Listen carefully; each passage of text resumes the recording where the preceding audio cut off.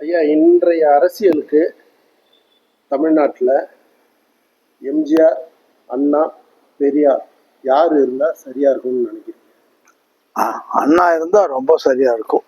எதனால சொல்றீங்க?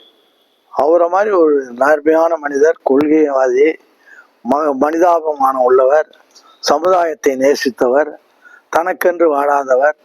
அப்படிப்பட்ட ஆள் யாருமே கிடைக்காது. அதனால அது தவிர தன்னுடைய தொண்டர்களை எல்லாம் அவர் ஒரு போர் வீரர்களாக தயாரித்தார். அப்போ அவங்கள்ட்ட ஒழுக்கத்தை ஏற்படுத்தினார், அவருடைய நேர்மையை ஏற்படுத்தினார். இதெல்லாம் பண்ணி அவர் பெரிய பட்டாளமாக வச்சிருந்தாரு.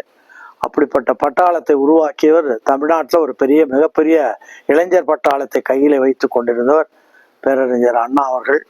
அவர் இருந்தால் நல்லாட்சி நடந்திருக்கும்.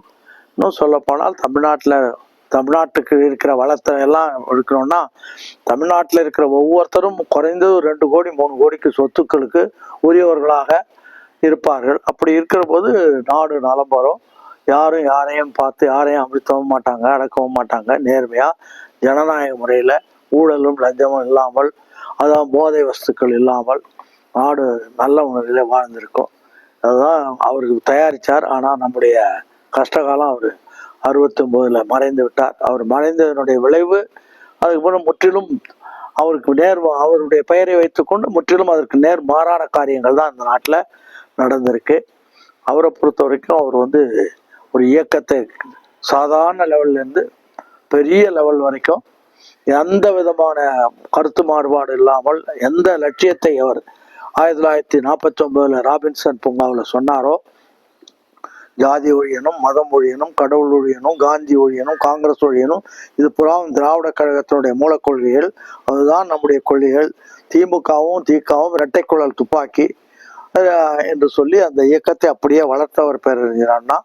தனி மனிதனாக கூட பாராளுமன்றத்தில் இருக்கிற போது நேருவை வைத்து கொண்டு கேரி ஆன் பட் ரிமெம்பர் என்று அந்த சட்டம் கொண்டு வந்தபோது அவர், நீங்கள் சட்டத்தை கொண்டு வரலாம், ஆனால் அதனுடைய அதை எதிர்ப்பதற்கு எங்களுடைய இளைஞர்கள் தயாராவார்கள் என்பதை நேரடியாகவும் மறைமுகமாகவும் எச்சரித்தவர் அவர்.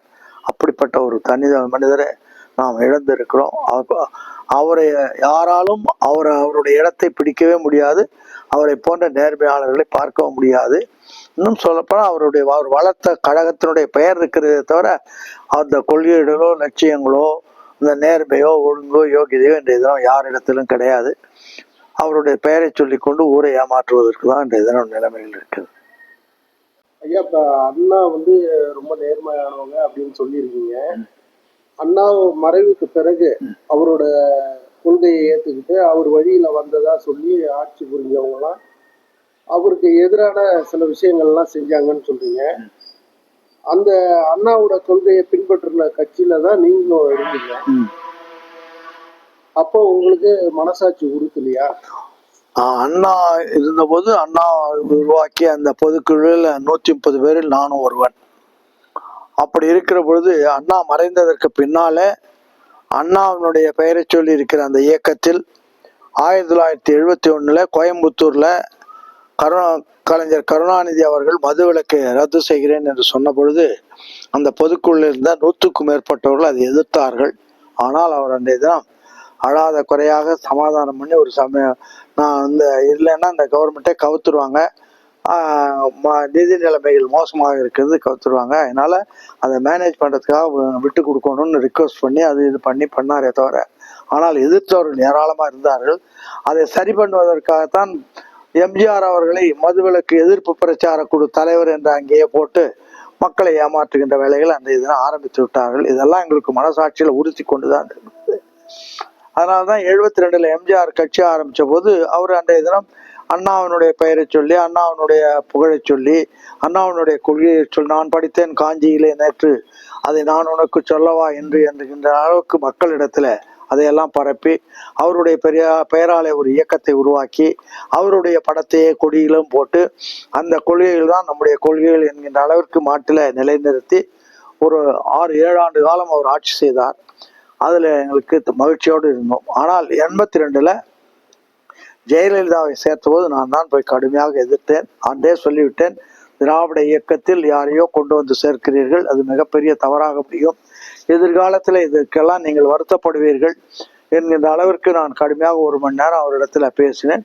எல்லாம் உறுத்தி கொண்டுதான் இருந்தேன். அதனாலதான் அதுக்கு பிறகு ஜெயலலிதா வந்ததுக்கு பிற்பாடு அந்த இயக்கத்துல 13 வயதுலேருந்து இருந்தவன் என்னுடைய அதுக்கு பிறகு அதில் இருக்கிறதுக்கான இயக்கம் அல்ல என்று சொல்லி நான் வெளியில் வருகின்ற சூழ்நிலை வந்தது. வெளியில் வந்து விட்டேன். என்னை யாரும் வெளியில் தள்ளவில்லை, நானாகத்தான் வெளியில் வந்தேன். காரணம், அது கொள்கைக்கு புறம்பாக நடக்கின்ற இயக்கமாக மாறிவிட்டது என்ற காரணத்தினால். இது அத்தனைக்கும் மூல காரணம், முதல்லேருந்து இதை மாற்றியவர் கருணாநிதி தான். அண்ணாவினுடைய கொள்கையை மாற்றி லஞ்சம் ஊழலை கொண்டு வந்து மதுவிலக்கை ரத்து செய்து எல்லா காரணமும் அவர் தான் செய்தார்.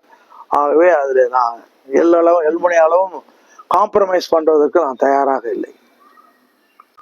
அண்ணாக்கு உங்களுக்கு பிடிச்சது வந்து எல்லாரும் அனுசரிச்சு போவாரு, எல்லாரும் நல்லா இருக்கணும் அப்படின்னு நினைப்பாரு. அது மாதிரி உங்களோட அரசியல் நேர் எதிரியா கருதுற கருணாநிதி அவங்கள்ட்ட உங்களுக்கு பிடிச்சது?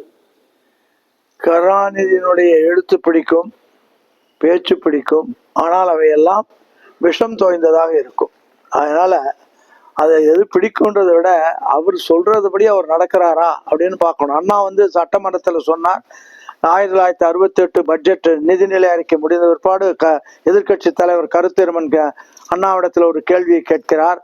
மதுவிலக்கில் உங்களுடைய கொள்கை என்ன என்று கேட்கிறார்.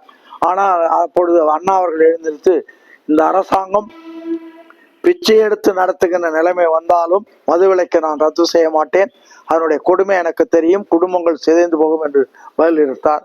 ஆனால் அண்ணா மறைந்து ஓராண்டு காலம் அண்ணா அதே போலவே அண்ணாவினுடைய கொள்கைப்படி காங்கிரஸ் இயக்கத்தை அவர் குழி தோண்டி புதைத்து விட்டு தான் வந்தார். அண்ணா மறைந்தார், கருணாநிதி காங்கிரஸை தோழமை கட்சியாக ஏற்றுக்கொண்டார். அண்ணா மறைந்தார், மதுவிலக்கை ரத்து செய்தார்.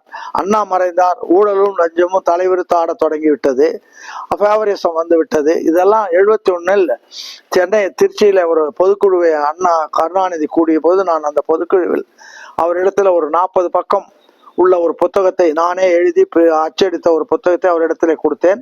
அந்த உறுப்பினர்களும் கொடுத்தேன். அப்பொழுது அதான் கேட்டேன், திமுக என்பது திருவாளூர் மு கருணாநிதியினுடைய கட்சியா, ராஜாத்தி அம்மாள் தான் தேவாலம்மாள் மகளிர் பிரிவு தலைவையா, மாறன் பாராளுமன்ற தலைவரா, ஸ்டாலின் இளைஞரணி தலைவரா, இதுதான் திராவிட இயக்கமா, இதுதான் முறையா, இதற்குத்தான் இந்த இயக்கம் உருவாக்கப்பட்டதா என்ற கேள்விகள் எல்லாம் அதை கேட்டு, கடுமையான கேள்விகள் கேட்டு ஒரு புத்தகத்தை கொடுத்தேன். அதையே வைத்துக்கொண்டு கருணாநிதி அந்த பொதுக்குழுல பேசினார்கள். ஆகவே எந்த காரணத்தை கொண்டு நாங்கள் விட்டு கொடுத்து போகவில்லை, பயந்து அச்சத்துடனும் இருக்கவில்லை. எந்த நியாயத்தை கேட்க வேண்டுமோ அதை எந்த சூழ்நிலையிலும் கேட்டுக்கொண்டிருந்தோம். அப்படித்தான் அண்ணா வளர்த்தார். என்ன காரணத்தினாலும் இப்பொழுது இருக்கிறவர்கள் இது தயவுதாட்சியம் பார்ப்பதும், ஊழலுக்கு பலியாவதும், லஞ்சத்திற்கு இடம் கொடுத்து விட்டு அதற்கு மகுடம் சூட்டுகின்ற சூழ்நிலையில வளர்ந்திருக்கிறார்கள் என்று எண்ணுகிற பொழுது இது திராவிட இயக்கமே அல்ல, இது அண்ணாவினுடைய இயக்கமும் அல்ல, இது மக்களுக்கான இயக்கமும் அல்ல என்பதுதான் என்னுடைய கருத்து. நீங்க சொல்றத பார்த்தா இருக்கிற திராவிட இயக்கங்கள்லாம் கலைச்சிடலான்ற மாதிரி சொல்றீங்களா? அண்ணா இயக்கம் ஆரம்பிச்ச போது என்ன சொன்னார்னா, ஒரு தலைவனை விட கட்சி பெருசு, கட்சியை விட கொள்கை தான் பெருசு, கொள்கைக்காக தான் கட்சி, கட்சிக்காக தான் தலைவன் என்று சொன்னார்.